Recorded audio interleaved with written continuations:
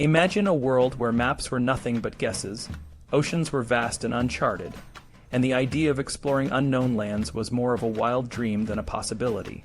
This was the reality for most of the world before the 15th century. But then, something extraordinary happened. A prince in a small country at the edge of Europe began to dream of more. His name was Prince Henry, and he would change the course of history forever. Prince Henry, known as Henry the Navigator, was born in 1394 in Portugal. His country, unlike its neighbors, was a peaceful and united kingdom. While other European countries were embroiled in wars and civil strife, Portugal enjoyed a period of stability. This stability was crucial for Prince Henry's grand plans. But to truly understand his significance, we need to delve into the world he lived in and the challenges he faced. In the 15th century, the world was a place of mystery and danger. The known world was limited to Europe, parts of Africa, and the Mediterranean. Beyond these regions, the maps were filled with mythical creatures and uncharted territories. The idea of sailing into the unknown was terrifying. The oceans were vast, and the technology to navigate them was primitive. Ships were often lost at sea, and those who returned had tales of incredible adventures and unknown lands. Prince Henry was a unique individual. He had a bold and heroic mind, combined with an outreaching imagination, but he also had an ascetic and stay-at-home temperament. He was passionate about grand ideals, but frigid in his personal relationships. This combination of traits made him a complex figure, but it also gave him the drive to pursue his dreams of exploration.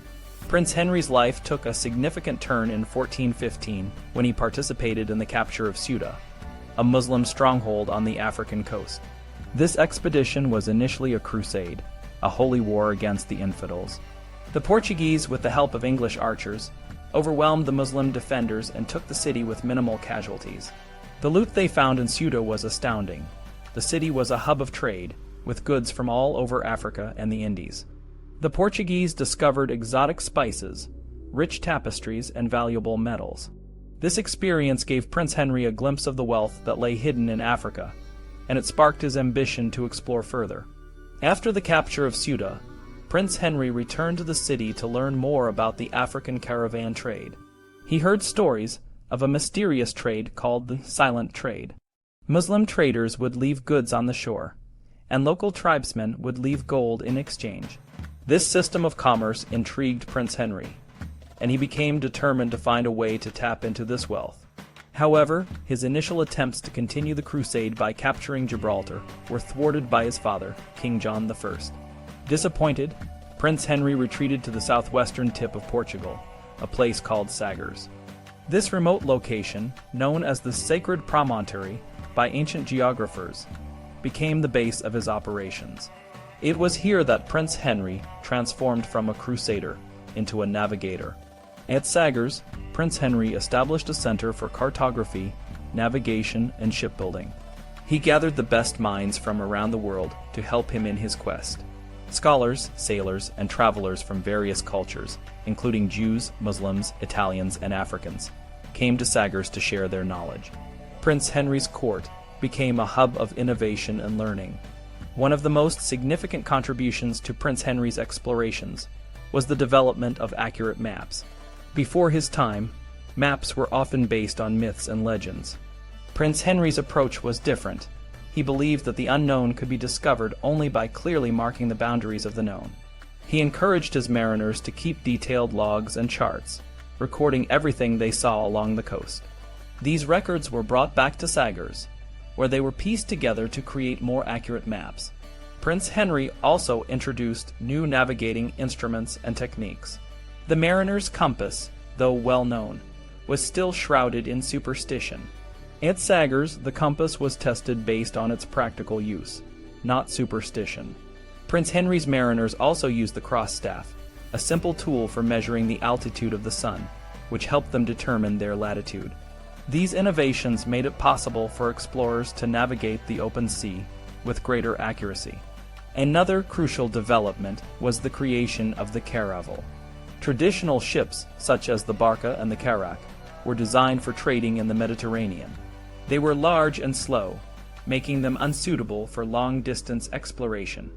Prince Henry's shipbuilders created the caravel, a smaller and more maneuverable vessel.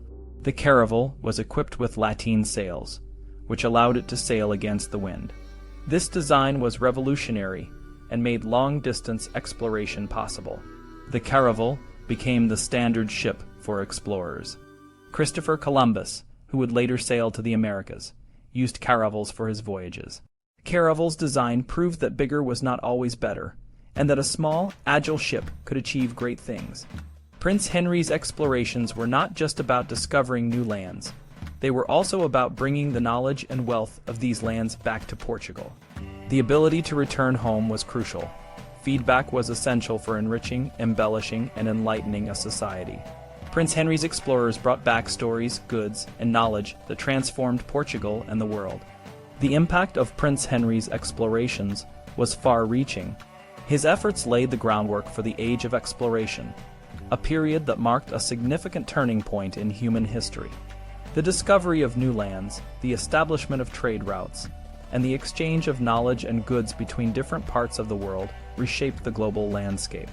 Portugal became a leading maritime power, and its explorers, such as Vasco da Gama and Bartolomeu Dias, continue the legacy of Prince Henry. Prince Henry's life and achievements show us the power of imagination, determination, and innovation. He transformed a small, peaceful kingdom into a center of exploration and discovery.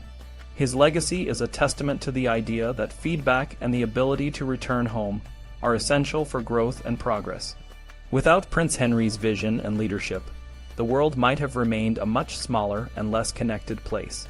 In conclusion, Prince Henry the Navigator was a pivotal figure in the history of exploration. His contributions to cartography, navigation, and shipbuilding revolutionized the way humans interacted with the oceans. His explorations opened up new worlds and paved the way for the global interconnectedness we enjoy today. His story is a reminder that sometimes the greatest adventures begin in the mind of one lonely man thinking.